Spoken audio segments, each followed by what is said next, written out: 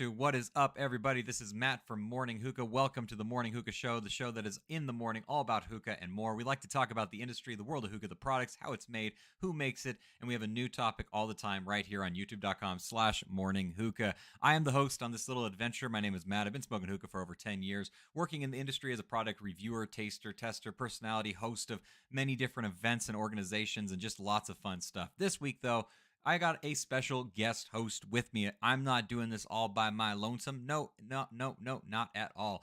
I'm going to be joined this week by a very special guest, the man behind Puffin O's Hookah Catering. His name is Patrick. He's sponsored by Fumari Tobacco, and he works to bring the best hookah catering possible. We are going to get to know him a little bit better today, and we're going to be talking to him about his history and all the different things that makes up the world of Puffin O's Hookah Catering and hookah catering in general. So let's go ahead and welcome Mr. Patrick onto the stage. Patrick, how are you doing, and what are you getting ready to smoke today?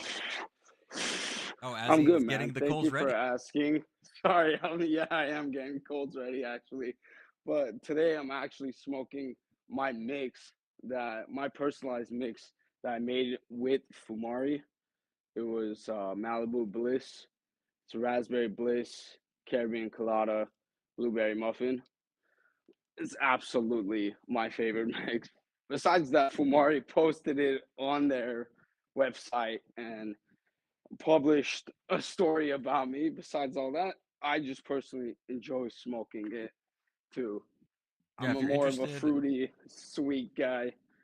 yeah, if you want to know all the different components to the mix that he's talking about right now after the show, or if you want to check it out, you can go to youtube.com Fumari actually, and you can see a video based about it, and then you can also see a story as well on it, so you can get all the different components of his mix as well as the ratios and all that stuff as well if you're interested in that. But we got you sitting down. I know that you're hurrying, so I appreciate that. I know that you have a start Yeah, cutoff, so sorry. we're trying to make sure that we stay in time for everything that we got going on because we got a fun-filled show today. Honestly, we have we have an interview that we're going to start out at the very beginning. We're going to find out who Patrick really is. We're going to grill him with all those hard questions, the hard-hitting questions here on Morning Hookah.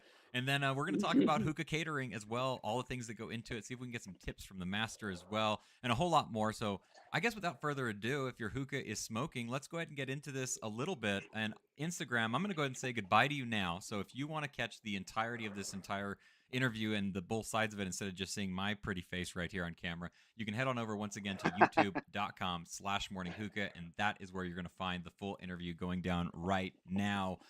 Yeah, let's go ahead and get into it. So goodbye, Instagram. Let me hit this end button, end video. And yeah, discard. If you didn't see it live, you didn't see it at all. Did it really even ever happen? I don't know. Let's go ahead and hop into this. So I am hanging out right now with Patrick from Puffin O's Hookah Catering. Let's do an interview with you first, Patrick, and see a little bit about Yes, yourself. So sir. if you don't mind, like, what is your hookah story? Who are you? Where did you get started? How did this whole thing kind of happen? And yeah, talk about yourself a little bit, please. Yeah, when I was 17 years old, actually, I smoked hookah for the first time. It was lemon mint. It was at one of these parties that you go to uh, when you're in high school. After that, I just really enjoyed it, really liked it. I started shopping at Smoker's Delight with Gary, which I will talk about later on. But Gary has been a very big influence in my life through the hookah industry. When I was about 20, 21 years old, is when I actually got hired at a hookah lounge. And from there, I've always wanted to own and operate my own hookah lounge kind of place in Burbank, Glendale, No Hole, wherever you want to name it. But it was just from all the different hookah lounges I've worked at. I've worked at 5 different hookah lounges. I hated the fact that they treated us guys like hookah packers very poorly. The pay was bad and all that. So just throughout the years of working, I wasn't working at the lounges as just a worker. I was learning the business and seeing if I could do it better.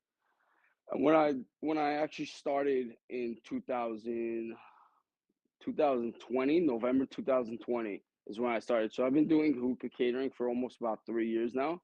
Um, I actually studied everything. So, for example, like bar rescue, John Thaffer. I hookah is like a science. You got to know how to pack it, how many holes to pack, like I mean to poke, how much water you got to put in the vases, uh, the simplicity of customer service and giving them the best hookah experience. It should be number one on your list. Uh, I'm already an extrovert. I like socializing. I like talking. I like teaching people about what I know about hookah and not more so as like a opinion kind of thing. But yeah, I mean, after that, um, I really want to talk about my dad. Actually, my dad was a huge impact of why I started Puffin. I was living under my brother's shadow for a very long time, and I have a fraternal twin brother. He's a basketball star and all that. Um, my dad told me, he's like, you should start your own business, start something, build your own name, your own brand name, so people know you, like people know Patrick, kind of thing. Uh, Gary was the one that actually helped me out, set everything up and all that. I got my own accountant, lawyer, insurance, blah blah blah. You name it, I got it. Everything by myself at age um when was it? This was 3 years ago, so like 24. I got all of this stuff set up. I had no idea what I was doing. Legit, I had no idea. Business wise, I didn't know how it was gonna be.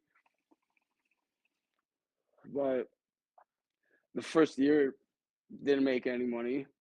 And I'm like, okay, maybe I'm doing something wrong. So let me advertise a little differently. Um, Second year was huge.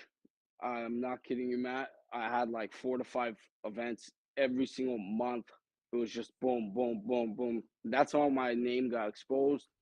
I met a lot of very good people throughout the years of hookah catering. And especially now, too, I have VIP clients where it doesn't even matter like on when it is, where it is, I'll go, I'll drive out just to give them like a good experience for hookah and stuff. No, So that's awesome, I man. mean, That's really cool. I like that uh, you bring in those little bit of inspirations of the people that are around you and surround you and stuff like that. Obviously, that stuff is very very important. So that's really cool that those are the yeah, people that inspired you. And there's obviously a lot more, and I don't doubt that at all. But I want to talk to you about some of those other parts of the world of hookah catering that you've gone into and stuff like that, yeah. and some of the clients that you've worked for and some of those events. You said that you kind of hit the ground running, and it sounds like it was a very positive. Were you one of the only people doing hookah catering at the time when you started doing hookah catering, or was there other people that were also doing it that you drew inspiration from as well, or was that a part of the market that you thought you could capitalize on because you didn't see a lot of things happening? uh, Actually, the last one of what you said. A lot of people were doing it, like more so as hookah lounges. Every single hookah lounge offers hookah catering as their business. They send out an employee, and they go do it. The price and all that, I don't know. Every hookah lounge is different. For me, personally, I was trying to prove my dad wrong because my dad was telling me he's like, "There's no money in the business," blah blah blah blah You blah. can't So I'm make a like, "All right, living with hookah. yeah, exactly." My dad used to smoke cigars, cigarettes, hookah back in Tehran, but now he's like not a smoker at all, hates it. So I was just trying to prove him wrong. I did. I proved my mom wrong. I proved a lot of people wrong. My brother was actually a very big, also a big impact. He stepped aside and let me do everything by myself, financially and the hookahs and all that. My mom was actually just telling me, she's like, I wish you were like this. Like when you were younger, we would have like bought a land for you and you could have done hookah lounge kind of thing. That's But I'm awesome. like, nah, I'm like, It feels good yeah, when you can like make something that you enjoy doing, the thing that you're able to do and stuff like that. So I feel you. I really do. yeah, That's really awesome to yeah. hear. I know that we talked about what you're smoking, but I completely forgot to mention what it is that Oh, I'm sorry. smoking today. No, it's What me. I know what you're smoking. Okay, I already let's hear know, it. What do you but think I'm smoking right uh, now? it's the static starlight for sure. Oh yeah, it's the It's Matic the Starlight, the 100%. mat. It's the mat. I already 100%. knew it. I'm doing I a already knew it. 50-50 of Matic Starlight, Static Starlight. Obviously, that is the flavor that I love and always smoke and stuff like that. And then I threw in some extreme cane mint because when you got extreme, you always go extreme. I'm going to try Yes, a sir. lot harder to protect this batch of extreme cane mint that I have and not smoke through it as quickly as I've done other batches that I've had because I don't want to run out of my extreme cane mint again. But yeah, that is what I'm smoking today. We talked a little bit about how you got started. We talked about your inspirations and stuff like that. I'd like to hear about some of the events that you're able to do for hookah catering and stuff like that. What kind of fun stuff have you done as a hookah catering type of business and stuff? Um, More so just like there's no like it's not a circus when you go to these hookah events. Yeah, it is sometimes when there's a lot of alcohol and people are drinking and all that stuff. But I mean, the more so fun part is social networking with the guys and for the girls to be taking pictures and tagging you and posting it. And then me personally, at the time, which I didn't know how to handle the Fumari packets. I'm like, all right, you guys could keep it. I'm like, I don't want it, kind of thing. That was before Fumari was sponsoring me. So I was already very nice by giving my flavor out to the party host and all that. Um, but the number one thing that actually keeps me going is when people turn around and say, "Wow, I'm so shocked at your setup. I'm so shocked that you have every single bowl. You have like special hookahs. Your packs are amazing, blah blah." And I know we're all stubborn in the hookah industry and we all uh admire ourselves saying we're the best packer, we're the best packer. For me, I don't even say that. It's like I like learning other people's ways of packing, and that's how I go about it. I mean, I know for a fact 10 out of 10 times I can't pack a perfect bowl for you, but 8 to 9 times I can. And that one time I'm going to make a mistake or I'm just going to pack too high, pack too low. I'm like, the customer is always right kind of thing. I don't really buy that in this industry. I know what I'm doing. Realistically, I know what I'm doing. And for us to be the vendor at the party, I mean, it's my stuff, so I'm gonna pack it the way that I pack it for myself.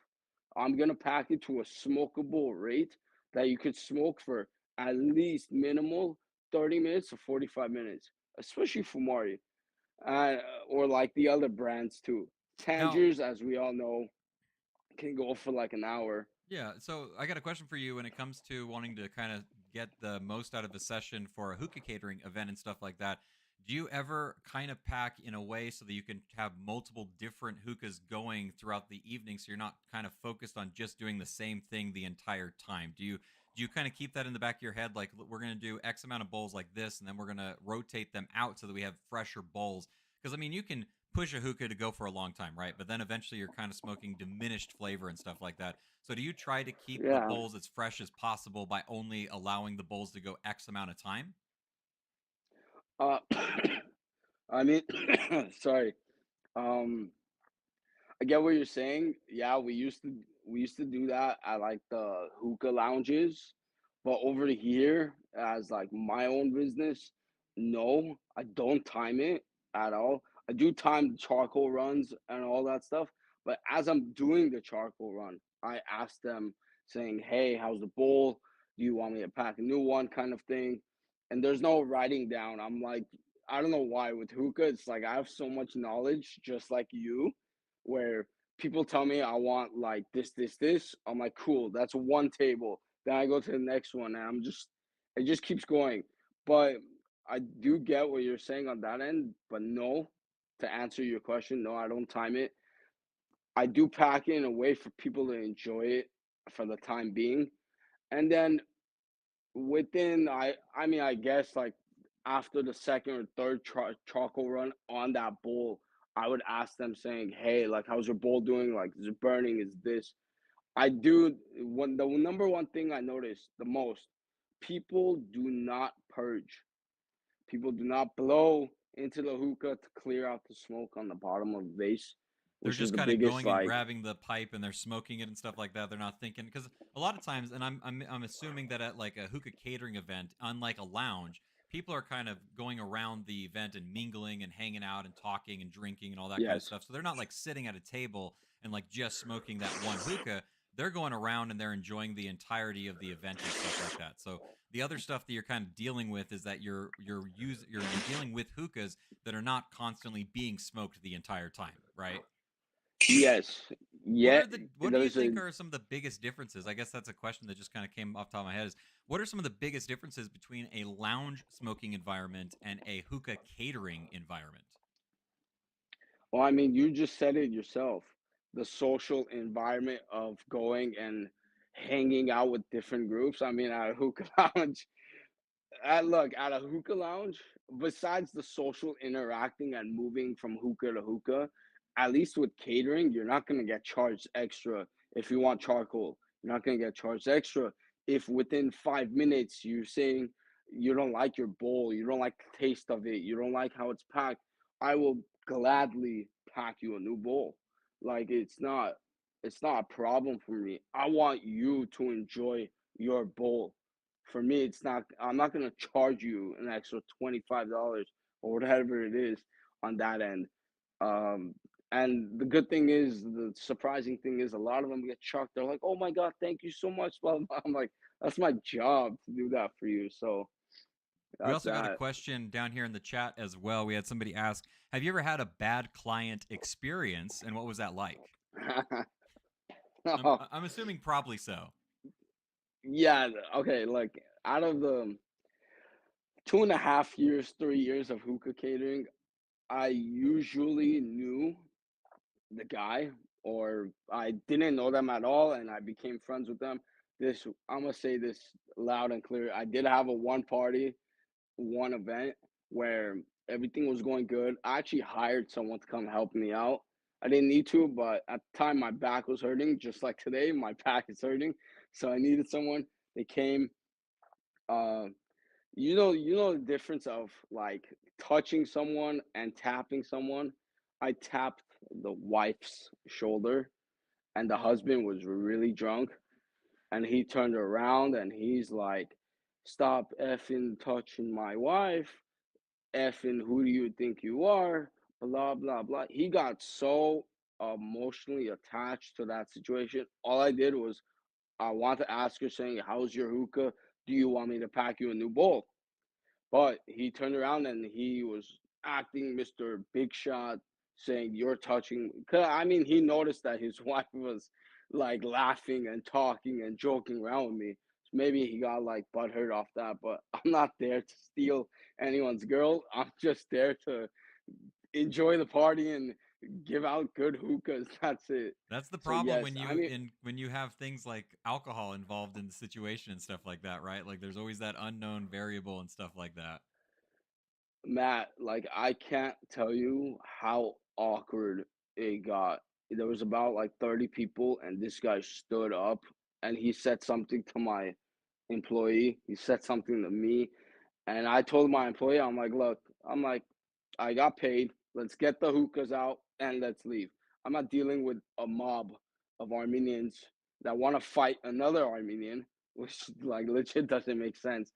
I'm like, yeah, I mean, it was awkward, and I don't.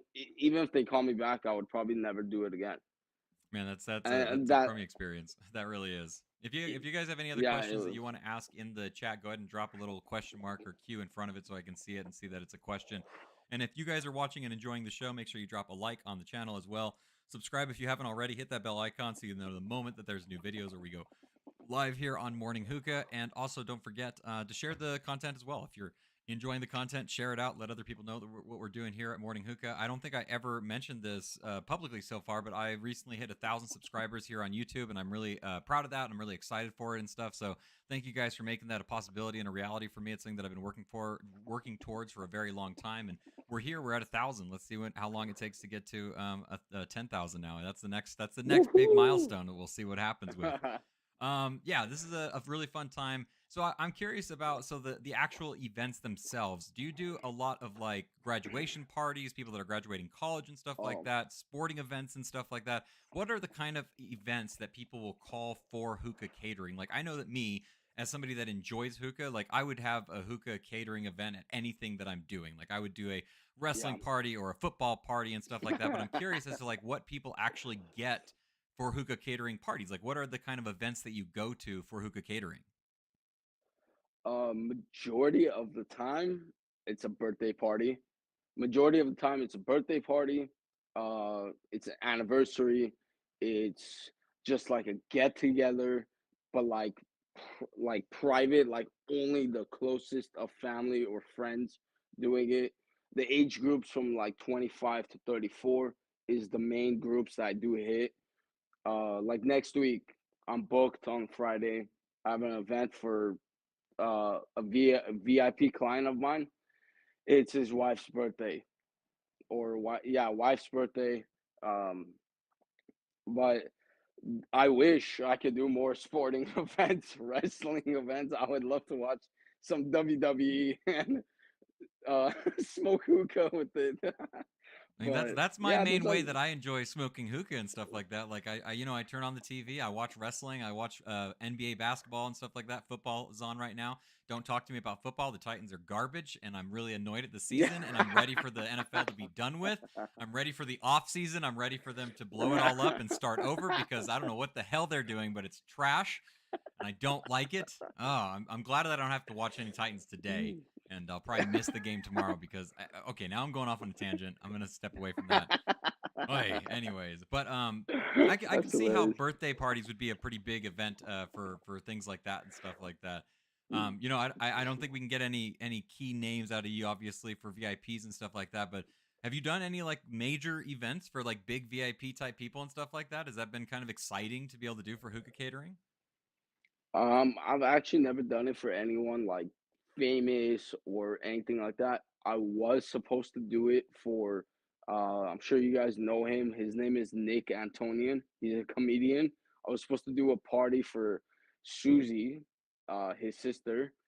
It was Fumari's event towards like with them, but long story short, there's a lot of like miscommunication and like things didn't add up. Fumari obviously like had to sponsor a lot of like thousands of dollars, and without any communication or anything towards me or towards them, it didn't happen to go through. They already canceled once, then they want to reschedule it again. So I spoke to the VP. I'm like, look, I don't like dealing with this childish behavior. I'm like, either stick to straight business or don't do it at all.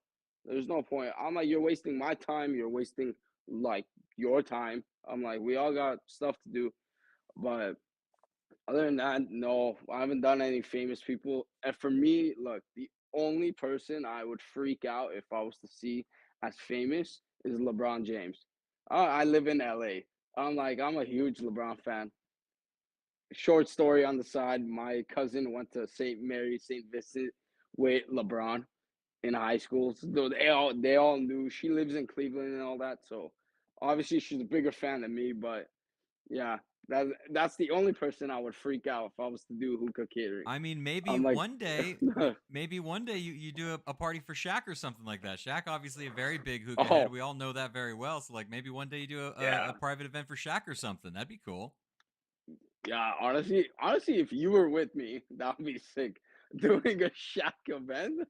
If you ever have the opportunity to cater for Shaq, you give me a call ASAP. I'm flying down there and I'm hanging out with you. No I questions will asked. No questions. 100%. I got you. All No, right. I am calling you. So the next question that I got for you at the moment is what do you got for tips for people that maybe want to start a hookah catering business? I mean, it's how long have you been doing hookah catering now? How long's it been? Hookah catering, I've been doing it for about 3 years now, Okay, so or you two have and a a half. you have a really good amount of time and experience under your belt and stuff like that. What are some tips that you have for other people that are interested in starting up their own hookah catering business? Number one, I would say honestly, wing it. That's what I did. Just wing it. I didn't know what I was getting into. I have no idea about business, about finance, about like how to manage it, all that stuff. But I did get an accountant. I did get a lawyer and an insurance guy. So I got covered on all those ends. Other than that, I genuinely, just like you, love hookah and learning about it. And like I've always wanted to like be at the level where I could speak to George, which is the owner of Regal, at that level. And at the time being when me and him were, I was at his taste testing at Palms Hookah. Shout out to Palms Hookah.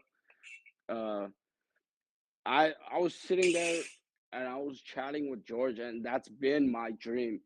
George has been like that very like that LeBron James to me.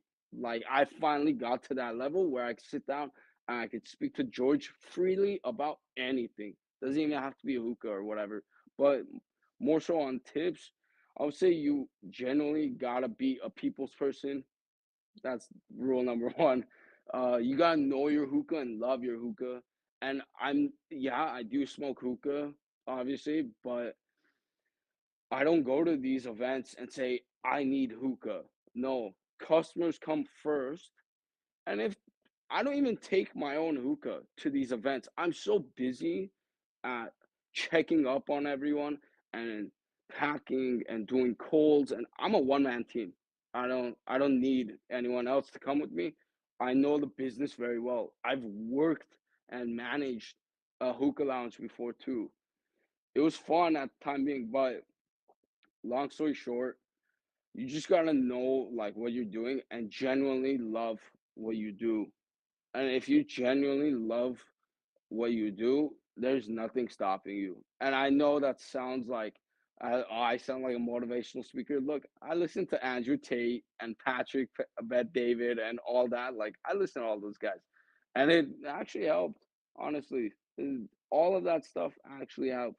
And Yeah, finding now, motivation is a very strong thing that you should always be pushing yourself to do, right? Like the grind is very real when it comes to anything that you love to do, that beginning grind and the stuff that you have to like commit to and be a part of and push yourself yeah, because there's hard days. There's days where it seems like why am I doing this and stuff and it can be a little bit of a drag and it can be a lot of that grind that you're feeling and finding that motivation to yeah, get over that hump and to get over to that next step and stuff it can feel that way. So finding your motivation and finding those things that keep you going and stuff is obviously really important. I think you hit a lot of really important parts with those tips and stuff. I mean, you did go about it the right way. You say you wing it, but it sounds like you definitely had a very good stepping stones idea, on your the way that you did yeah, it. Right, you went about it the right way. You found the insurance, you found the accountant, you got the lawyer to make sure that you're doing things the proper way, which is sometimes the hardest yeah. thing to kind of set up and organize yourself sometimes.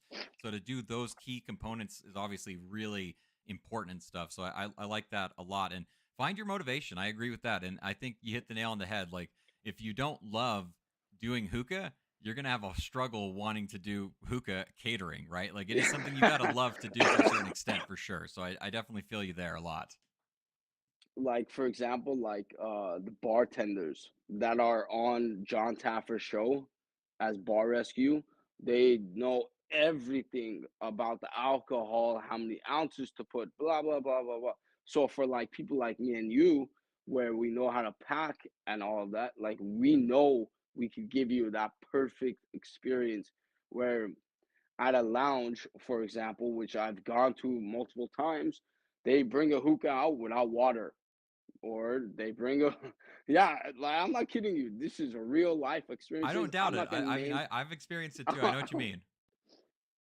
or they bring a hookah out and like the second you open the foil, there's like three pieces of tobacco in there, or the other ones are overpacked and stuff. Um Yeah, I mean, like so like last night, for example, I went to a engagement party, and like a lot of my friends, younger friends, are like, "Oh, Mr. Fumari is here," because I'm sponsored by Fumari. And then one of the older guys actually told me, he's like, "I'm so proud of you. Good job. Keep it up. Like you're killing it. I love it."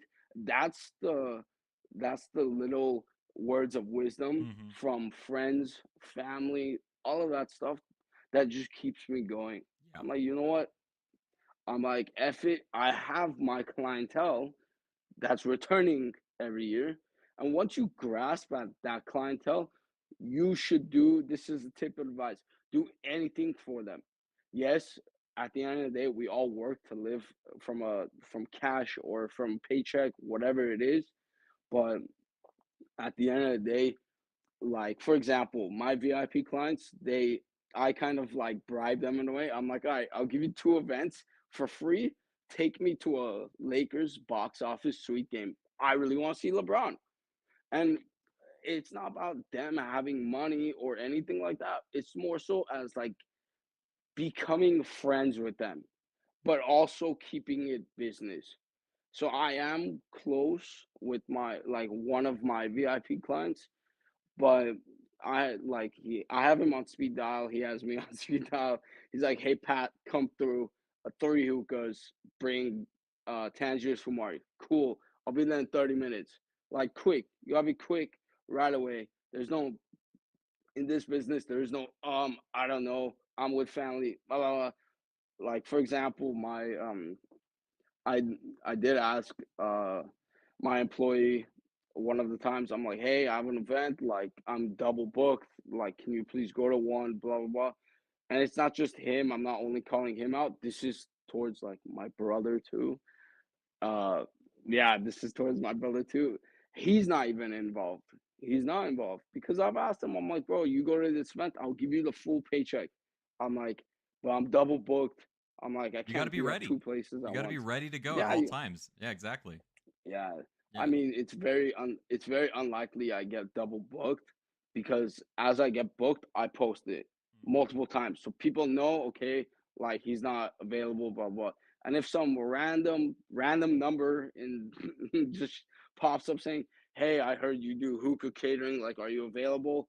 It's most likely, like, unfortunately, I'm gonna say no to him because I don't have the personnel to help me out with it. Yeah, and you don't want to say Um, no because in this yeah, industry, like if you say no, then somebody else is going to swoop in and take that client, and obviously, and you don't want that to happen. You want to be the person that's yeah, available because I think one of the biggest things that we can offer when it comes to any business, not just hookah catering, but in a general sense, is you have to be ready to go because there's somebody else that's going to be yeah. ready to go. You have to be able to go and take care of these kinds of things because of that exact reason and stuff. So I want to ask you a little bit about your Fumari sponsorship. I think that's a really cool thing to have, obviously, and I think that shows the professionalism and the level of ability that you have, obviously, and stuff.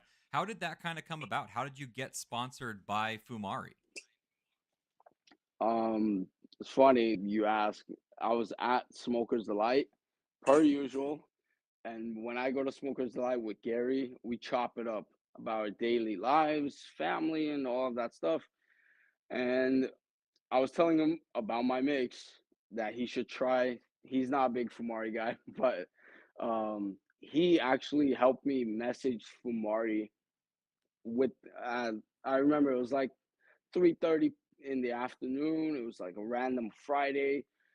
luckily, luckily enough, Heavy answered that message, and from there, I built a relationship with Heavy, just genuinely being honest with her, telling her my status.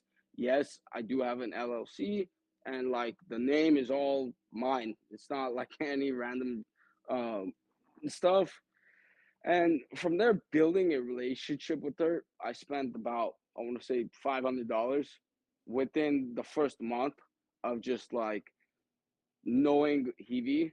And from there, we just build a relationship. And now, like, I text her time to time. I'm like, hey, how are you doing? Like, kind of thing. Um, it was, you know what it was? It was right place, right time kind of thing. And it just happened. And I'm very grateful for it. I met the entire team.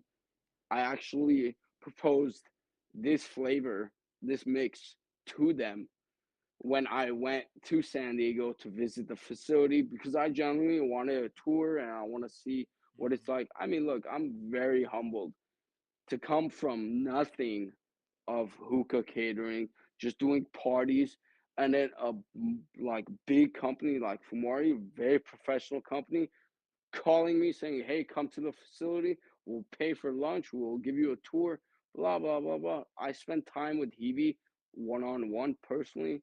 I packed the bowls, which is like an honor for me I to pack agree. a As bowl. as a hookah guy and stuff, like the one thing that we love doing is we love sharing our love and passion of hookah with other people. And the one of the ways that we do that is by packing bowls for other people. When we go to events and stuff, one of the first things that I like doing is finding the people that I hang out with on a regular basis online, and I'm like, let me pack you a bowl. Like I love packing people bowls because I think that's the way that we share our passion with one another, and it's a big sign of respect and stuff. I think that it's something that we really enjoy Yeah, doing a lot.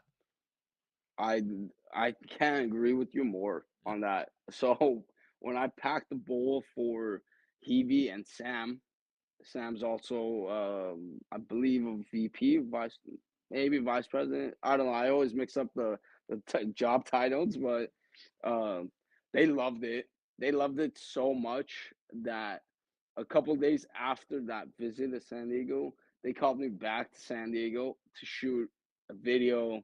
They're like, we're gonna post it, give us like a name for it, blah blah. Blah. So me and Sam actually spent a couple hours working on what we're gonna say, what the title of the mix should be, and all that. And look, I am even now too. I still can't believe it that my face and my name is on Fumari's website as like special mixes, and it was on YouTube, and it was Yeah. on their. It's like on their page. It's Yeah, stamped that's those like cool moments for us as like hookah smokers and people that care about this kind of hobby and stuff like that. Like those things mean a lot. Like I grew up when I first started smoking hookah and stuff, obviously watching a ton of Hookah John because that's who we watched in here in the U.S. and stuff like that. And it was a yeah. huge, big deal for us. And when I was able to go and visit John at his warehouse and everything, and I'm in a Hookah John video, like that's a big deal to me. Like that means a lot to me. So like I It know is. exactly what you mean by that. Like those kinds of things are those kinds of achievements that we want to make. Like up here in this corner, I think you can see it. Like that's a Maddox Starlight Tangier's Yeah, no, I official. know.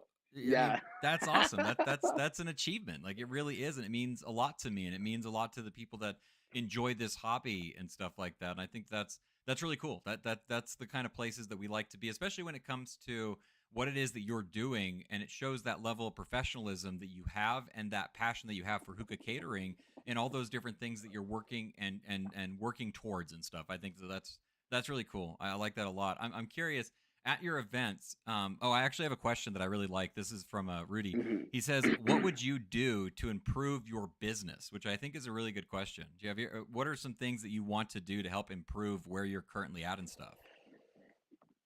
um, I don't improve it. I would say better time management on uh packing the bowls a little faster, charcoal runs and all that. Since I am a one man team, it is very difficult running 8 hookahs all at the same time, 8 different groups or people like they wanting different things. The hardest part is finding someone to actually come with me to the event on time, be professional.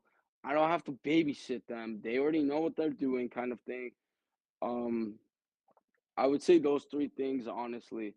But the fine look, I can't do everything on my own. I do lag here and there, but at these events, people see me sweating and people see me hustling and all that, so they don't give me any shit about it. So I mean, improving the business, yeah, I wish I could get more clients and all that, but look, we're all barely surviving right now in the economy, and uh I'm not you can't force that to happen whether they call you or not. As of right now, I have my group of people that are willingly gonna call me no matter what. They're not gonna call another company. So it's just like more so as a waiting game. Just gotta wait, and Okay. that's it. Yeah, Other than I get that. uh, How many hookahs do you normally cater? Like, what is the largest party of hookahs that you've ever done, and what's the normal average of hookah party that you usually do? I do 8 hookahs is like the perfect amount. The biggest party I've ever done was 120 people, Damn. How many hookahs did you have going on that one? 8, all 8. And this was when I first started. My brother actually helped me out too at this event. This event went on for 8 hours. Yeah, I mean, That's a lot of time to be smoking hookah. That's a lot of rotation. That's a lot of coal runs, I'm assuming. oh yeah, but see, look, the good thing is it was a lot of flavor went down the drain, a lot of coals went down the drain, but it was well worth it. Well worth it. My so the thing is, like, when my brother comes with me, I'm obviously it's my name, my brand. I'm the main packer, but my brother does like the coal runs, he cleans the bowls, restocks on everything. But someone obviously like my brother, like if I'm busy with you helping you out, he's packing, he's doing things. But yeah, that party was insane. Yeah. DJ, catering. It was there was like 8 different vendors Wow. at this party. It was huge. It That was that very that's huge. But my That's awesome. That's pretty crazy. So I'm curious now. I obviously smoke 90% of the time. I use a Provost on foil and stuff like that. That's how I enjoy to smoke. I use an HMD every once in a while. I got a few of them that I keep in rotation and stuff. I enjoy my Cloud Lotuses a lot. I have the Voodoo mhm, and stuff like that. I have the what's it called, the Mose Hawk that I use as well. Like there's a lot of different HMDs that I kind of keep in my rotation, but normally I'm using the Provost yeah, on foil. How do you normally do your events and stuff? Do you use a lot of just foil? Do you use Provost? How do you usually keep your bowls smoking and stuff? Reynolds Wrap heavy duty, baby. It's the best. Just That coal on one foil? and yep, Oh, really? Okay, interesting. original style. Okay. There's no metal tops. There's no apple. What's it called?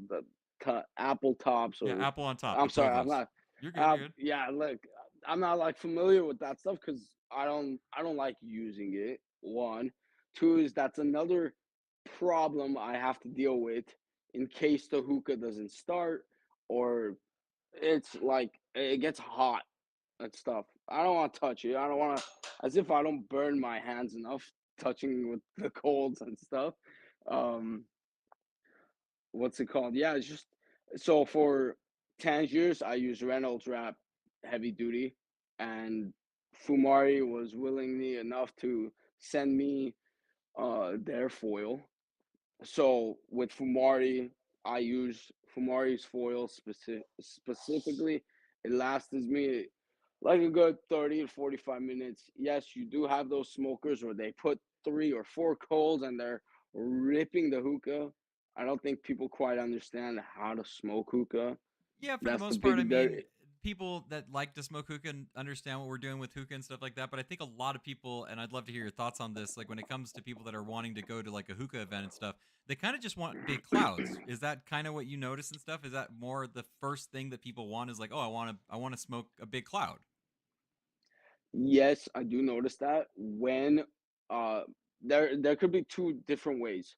It's either the older men that just they don't care, like they just want orange lemon double apple. That's like something I never carry because obviously people like us don't smoke that kind of stuff. And then there's those people that are drunk at the parties and they're like, I just want clouds. I just want this. I just want that. I'm like, cool. I'll use flavors that I typically don't use.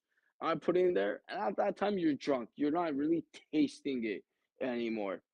So at that moment, yeah, I do just pack it. I pack it a little higher than before.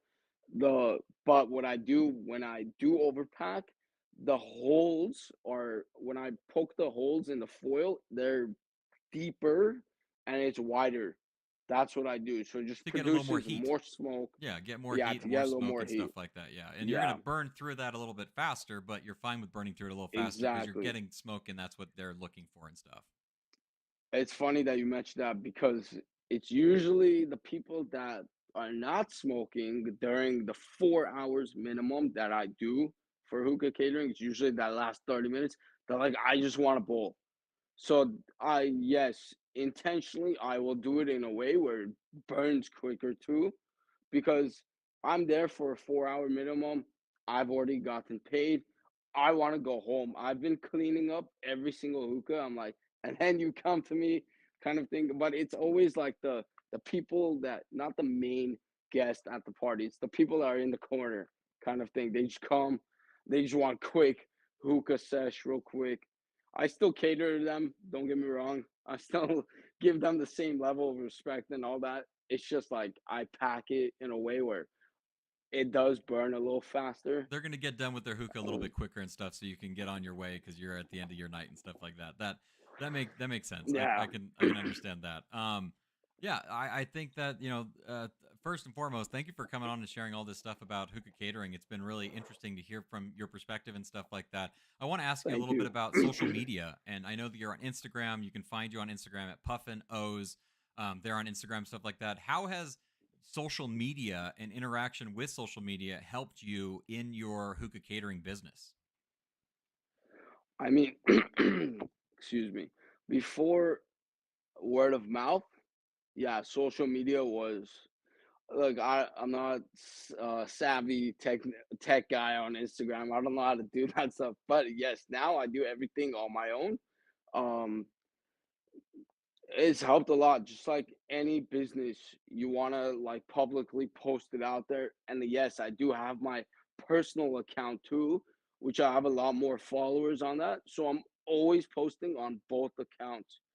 But yeah, like on certain posts, like I don't double post because you just like you don't want to see the same thing over and over again. Social media has helped a lot, and different friends and different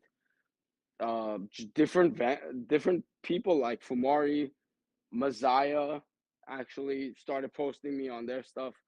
Um, it's cool. And Regal, Shisha with Neve, Big shout very out to good people. George. Big shout And out to Shisha with Neve. I think they might be coming back from Spain right now.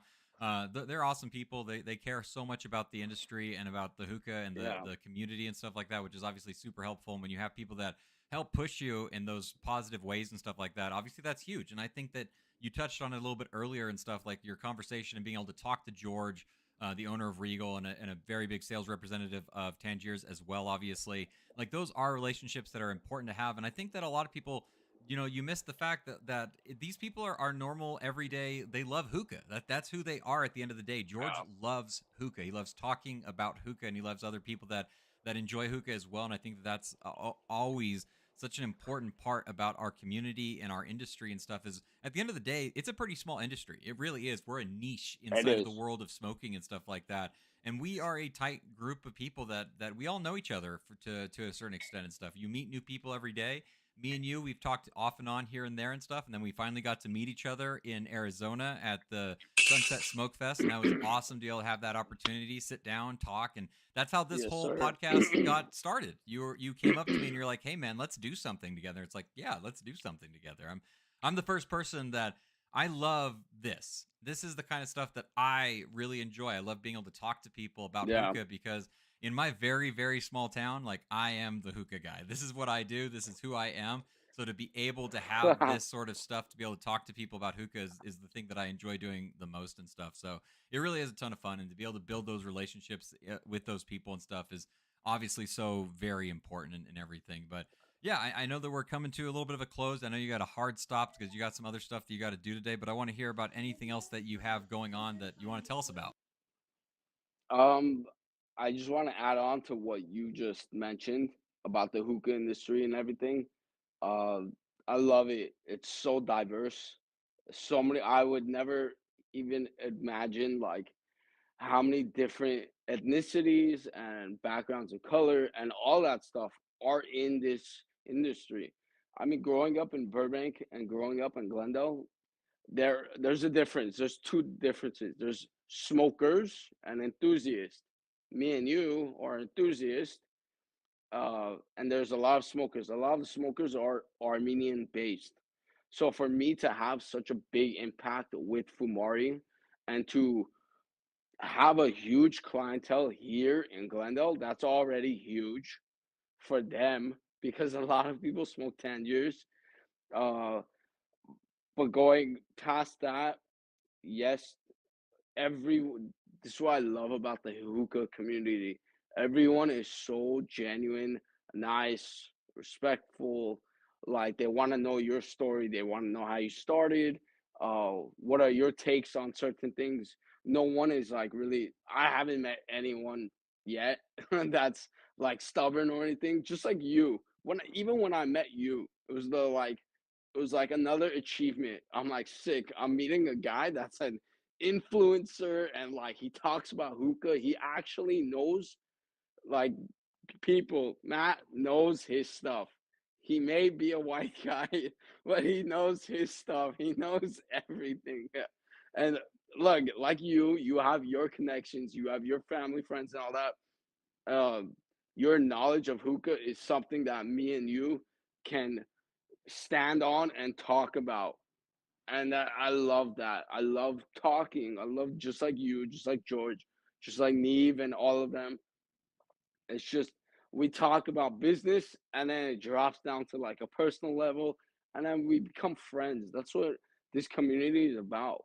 It's not about I'm better than you and your hookah catering sucks, blah blah. No, it's like about helping each other. Just don't steal my customers and You don't got to just worry go about about your that. I'm here in day. I'm Idaho. You don't got to like, worry about yeah, that. I'm just trying to enjoy my life here in Idaho and stuff. So you don't got to worry about that. I appreciate that a ton though. It's been yeah.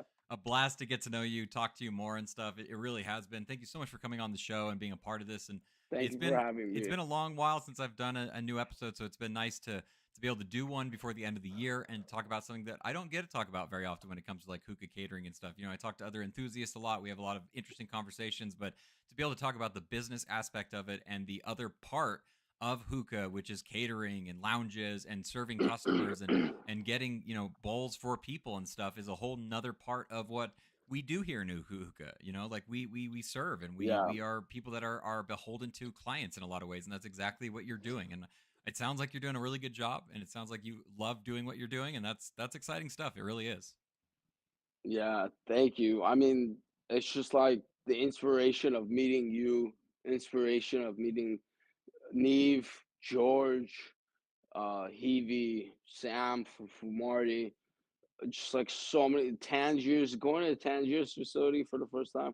Like for example, next year, my girlfriend actually came with me to Palms Hookah in Huntington Beach, I believe. Yeah, it was Huntington Beach. The owner's name is Tracy. We went for the taste testing. Um, awesome. It was fun. I sat with George. I ate pizza with him. We drank a couple like shots here and there. Like it was fun. Like that's the genuine experience that I love passionately doing. That's the whole point of it is going, taste testing flavors, having fun with different people, talking about I already became friends with Tracy. I got her phone number. So I'm already contacting her about like the flavor must have and like not the apple on top, not this, but like the wider versions of the metal on top. Um just like different things. Look, everything is business, but you gotta have fun doing it too. No, I'm not talking about like lollygagging and like talking BS, but like keep it to a minimal and like standard of respect and everything. And I guarantee you could become successful just doing it that way. Just gotta be a people's person and love what you're doing. Yeah, I think And being a people that, person is definitely something that's important, especially in our the way that we interact with people, right? Like you have clients, you have customers, you have people that you need to be able to talk to, and you don't want to be standoffish. Obviously, you want to be a people person that's going to be able to enjoy that time with those people to make sure that you're genuine about the way that you're interacting with them. And that goes with me too. Like it's really important to me to be a very genuine person with the people that I have on the show, the people that I meet in person, stuff like that. Like those are the kinds of things that I really enjoy. There's never been an mhm, interaction with somebody that I've got to meet in the world of hookah that I don't honestly love, because that's the kind of stuff that I yeah. love. That's what I want to do, is be around those people and stuff. So I agree completely. And I actually do want to add one more thing. So, going back to like the different parties and events that I have gone to, and the people that I did not know, like I have no idea who they are. I'm just going there. Uh, One was that the host or the owners that called me for these events, they told me they're like, thank God you stayed at the event. Thank God you're like not flirting with the women or like with the men or whatever it may be, and like you're not drinking, you're not doing this, you're not doing that, blah blah blah. Like everyone loved the hookahs, and usually I'm like the first one there, last one to leave, kind of thing. uh, Building that little connection with the owners for them in a business standard way, obviously for them to call me back, but also just in a genuine way. Uh, there was a time where they told me there was a girl that came. It was a big hookah catering company. I forgot the name of it. Um, but basically, this woman, this female came, and she stayed for 2 hours. She started flirting with all the men, married men. So her bowls are very bad. This is the story that I got told. And then she cleaned up her stuff and left. And look, that's not me. I come, I set up properly. I go an hour before the event because within that hour, I need to find the outlet to connect the burner, which I usually have an extension cord, fill up the vases, whether it's garden hose or it's tap water inside the sink, uh, and then just find my spot where I'm comfortable and all of that stuff. Once I'm ready, that's when I'll. It's within an hour. If you're a one man person, it's gonna take an hour. 8 Regals with Fumari and Tangiers and like and look, when I go, it is the whole inventory of flavor. And I don't even tell customers saying, "Oh, what flavor do you want?" I don't even do that anymore. I'm like, you know what? I have like 10 Tangiers and I have like 20, 30 Fumari flavors. Let me just bring it to you. That's it. A lot of people they don't even ask anymore. I bring a case of Fumari charcoal with me. It works perfectly fine. There's 32 cubes, 20 cases in each one. Um, but yeah, it's just I mean that is like the experience that I want to give. And just hearing these stories is very funny to me. How someone can go to someone's house with guests everywhere, set up hookahs for a couple hours, pack shitty bowls, and then just clean up and leave. I can't genuinely do that.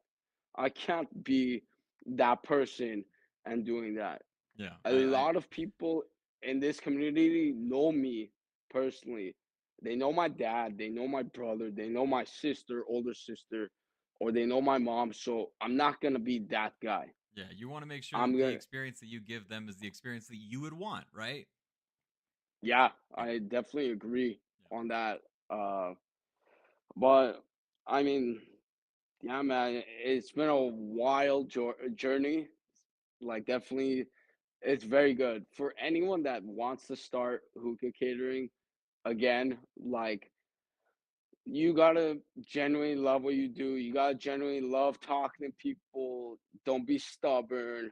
Don't be like, I pack the best bowls. I'm the best hookah catering company. Blah blah. Like I don't care. I legit just go about it, and I do what I need to do. Look, I vape, so this vaping actually prevents me from smoking cigarettes or smoking hookah at the events. I do not drink. I don't care if they offer me uh, a drink or whatever, unless like it's my VIP clients and I genuinely know them. I'll have one drink. The rest is water. But please do not go to these parties to get trashed or whatever. I spend a lot of money, and just to throw it out there, I spend about 5K to start everything up Hmm. with the name, uh, the lawyer, the insurance, the accountant, the hookahs itself, all of that stuff. I don't have, I didn't know George at the time like that, so I couldn't buy Regals off him. Everything was straight through Gary. But because of my relationship with Gary at Smoker's Delight, Gary hooked it up on a lot of different things. Even now too, I go up to Gary. I'm like, hey, I have like Eric's mango, for example. I don't want it. Here you go. Like, let me switch it out for Kane or something. But he knows it's for business, and he knows I'm not doing it as a personal thing. So it's good. Again, building connections is the key factor to all of this. Yeah, yeah. I think that that hits the nail on the head. I mean, thank you so much, Patrick, for being on the show. It's been an honor to have you to be able to talk about this. Honestly, I appreciate it so much. Make sure if Thank you you. guys haven't already, go and hit up Puffin O's on Instagram, follow his content. And if you're in the area and stuff, what kind of areas do you serve, by the way? So I'm based out of Burbank. I live in Burbank.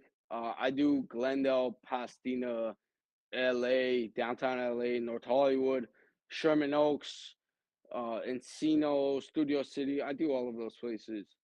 All right. If you guys are in those areas and you're looking for hookah catering, this is the guy that you're going to want to hit up and talk to about it. Find Puffino's there on Instagram and follow him. Check out his content. And if you're looking for hookah catering, make sure you hit him up and see what he's up to. Hopefully, he has an opening for you.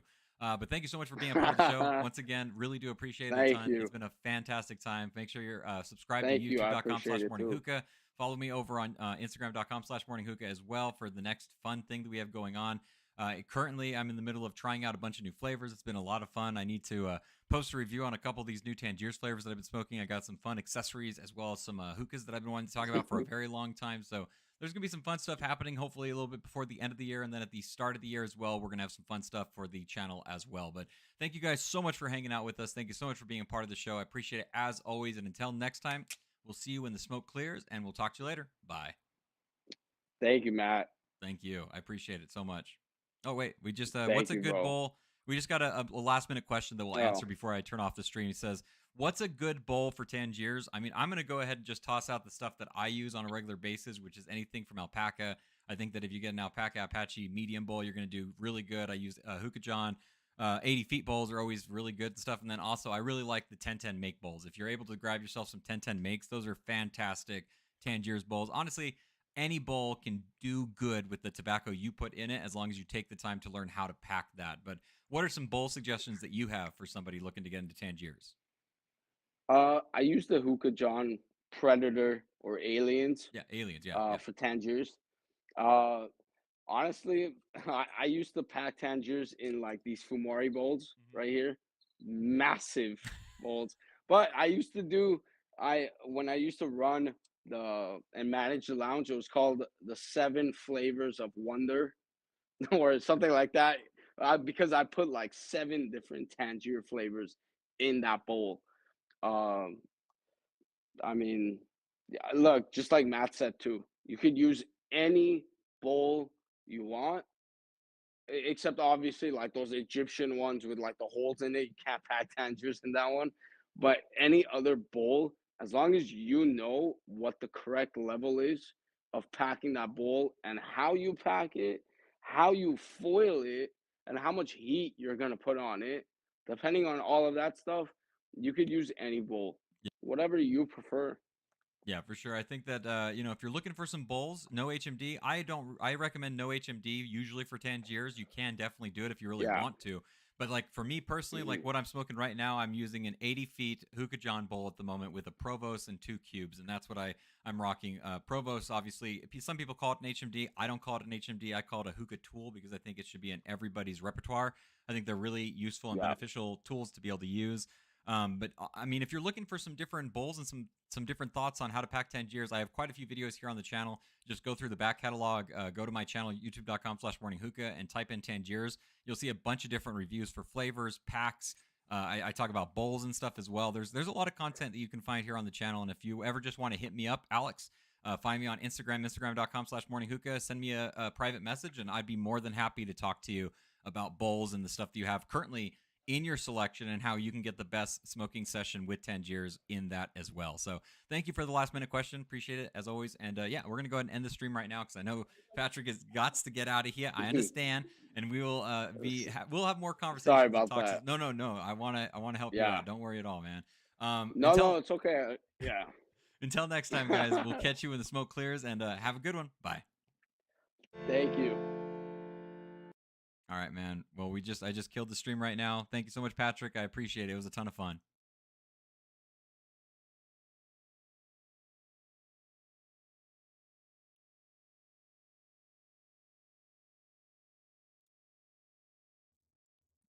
Yeah, that was a ton of fun. We should definitely try to plan something in the future.